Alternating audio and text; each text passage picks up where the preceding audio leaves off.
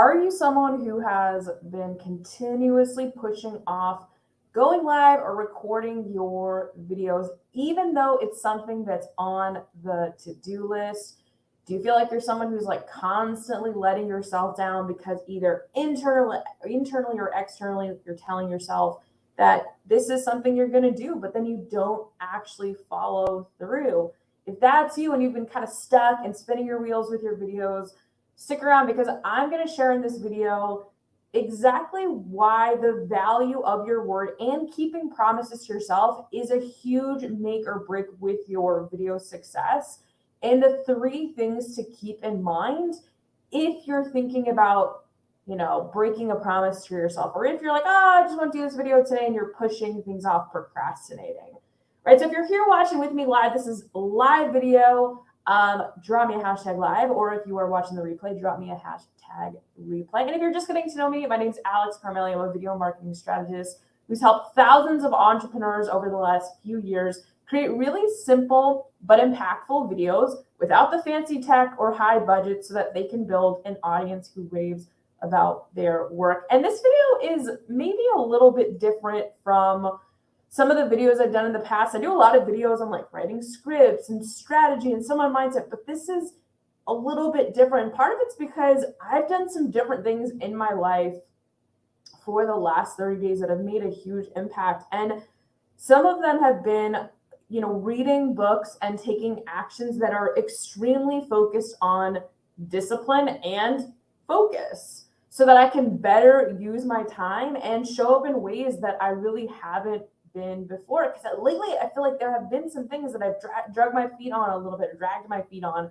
a bit. And I'm like, you know what? I want to be able to get more focused and more disciplined. So I am going to be sharing some of these strategies I've been personally learning, some of the books I've been using as well, because I really think it'll make an impact in your strategies as well. So my first question for you to kick this off is, right now, is it okay to have a video scheduled on the calendar to either record or go live and not follow through? Give me a yes or a no. If that's something that's sort of like not a big deal, if you don't follow through, it's not really a big deal, right? And you kind of just brush it off and you're like, oh, I'll do it tomorrow, I'll do it next week, or, my hair doesn't look great, or my outfit isn't good, or I've got a zit on my face, whatever it is, right? Or maybe you're just really busy. There's more legitimate excuses, so to speak, or more legitimate constraints. So let me know, yes or no. Is that okay with you? Are you okay kind of, not following through if it's on your to-do list? And I know sometimes it might seem like kind of a small thing where you're like, oh, is it really a big deal if I just don't do one live? Or is it a big deal if I just don't show up and record this one video today? I'll just do it tomorrow or the next day. And sometimes it's okay to give yourself grace.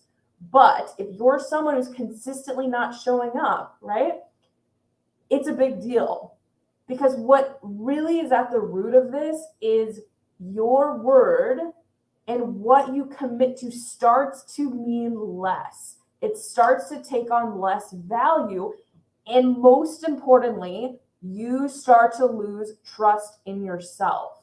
So if you say, I'm going to go live at 7 p.m. Eastern on Thursday every single week, and you don't show up the first week, and you're like, all right, I didn't show up, I'll start next week. And then you don't show up again, and you don't show up again. Or maybe you show up once and then you miss the next week. What the internal script, the internal dialogue that's going on is, you're not someone who follows through. And you start internally saying that to you. I'm not someone who follows through on the commitments I make. When I make promises to myself, it's not a big deal. And why this matters so much is because even like unknowingly, usually we take on this identity of like, I'm not someone who follows through.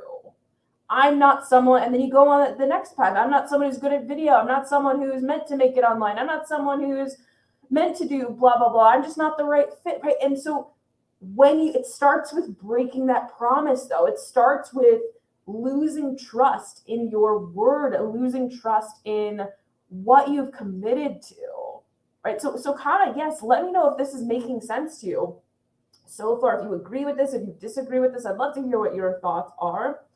But this is a big deal. Breaking that first promise to yourself, and it continues, you end up losing that trust. And I can't tell you how many students that I have met over the years who are afraid to invest, whether in a program, or who are afraid to invest in just showing up every week, or who are afraid to invest in themselves, right? Whether it's money or time or effort or whatever, because they broke so many promises to themselves that they now are afraid that it's just going to be the same old cycle over and over and over again, right? So this is what I want to really drive at. Like, when you break those promises, your word is devalued, and you have this internal script going on where you're like, I'm not that person who follows through. And then that's kind of the script that you start living your life by. So I want to talk about a few ways, or 3 ways specifically, when you are thinking about breaking a promise to yourself, what you need to be kind of thinking about, and some things that have helped. And again, this is me personally, things that I have been internalizing and practicing at a much higher level the last 30 days. And I thought these would really, really help all of you as well. So here's the first one. The first one is a principle called remember tomorrow. And this is actually not something I created. This is from Jesse Itzler. I have 2 of his books that I'm going to share with all of you because I've been reading his stuff nonstop. He's an amazing guy. He's an entrepreneur. He does all this like crazy stuff. He's the founder of Marquis Jet.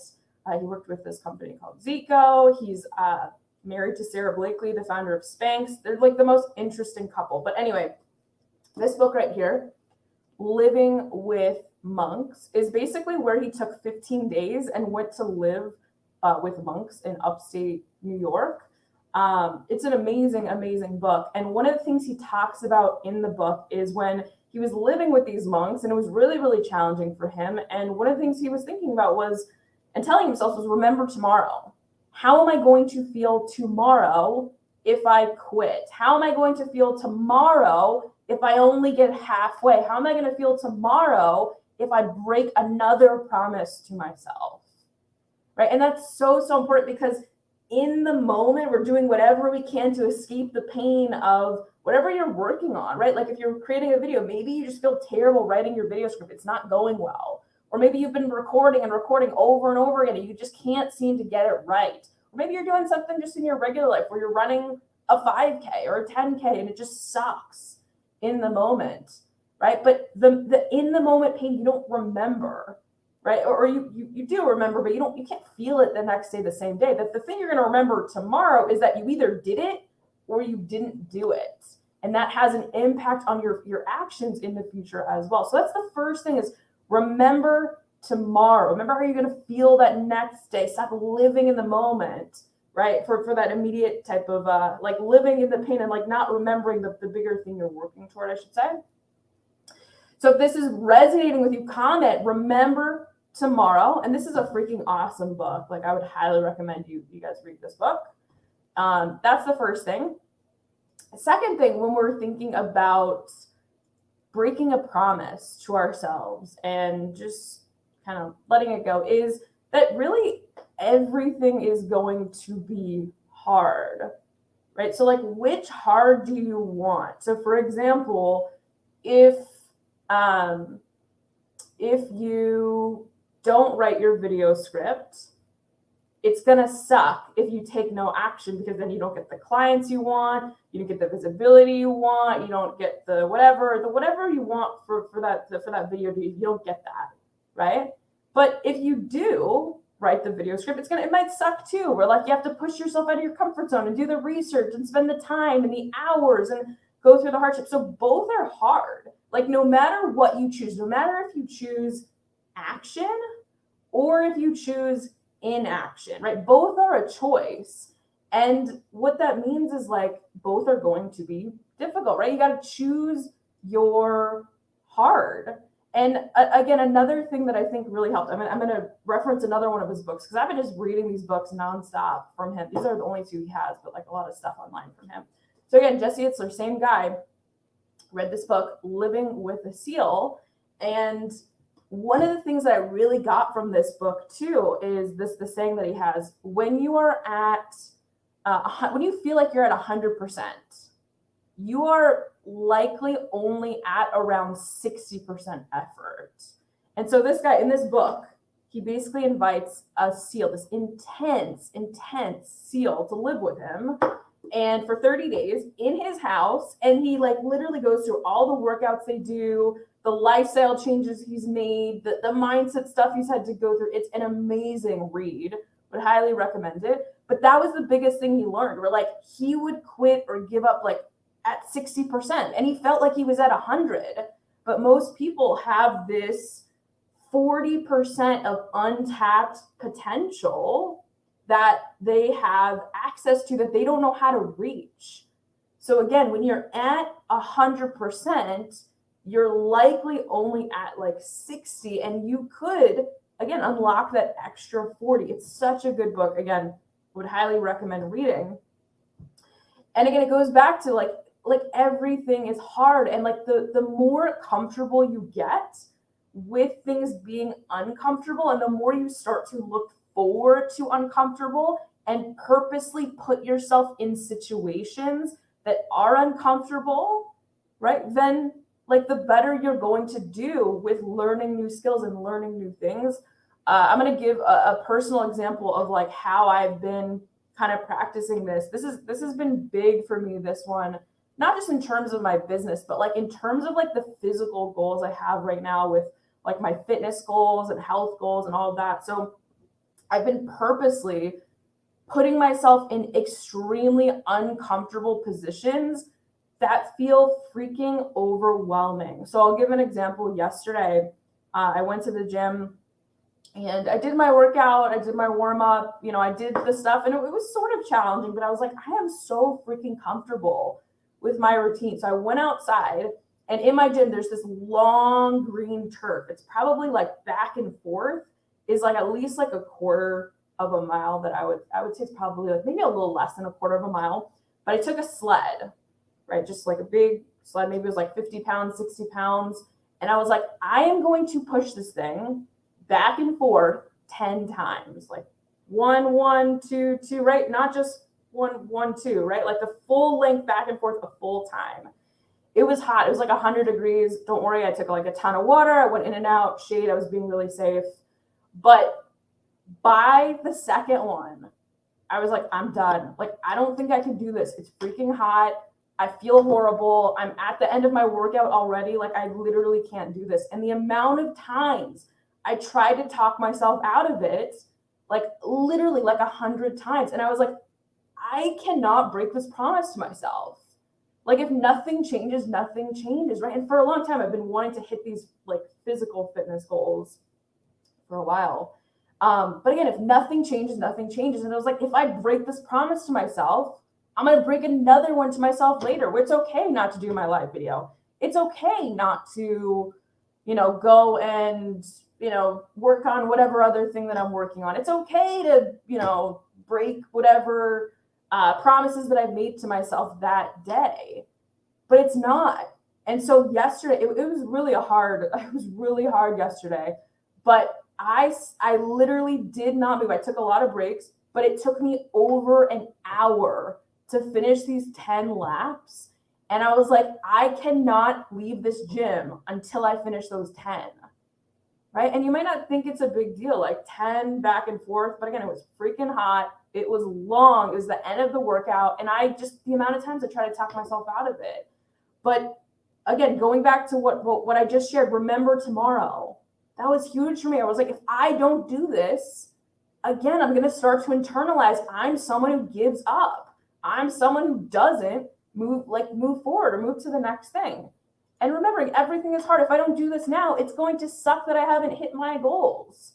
So let me know if this example is kind of resonating with you. I know I'm giving a fitness example, but how I am showing up at the gym, how I am showing up in other areas of my life, and being really strict that if it's on my to-do list, I am not breaking that promise. I am a person of my word, and I need to be able to trust myself.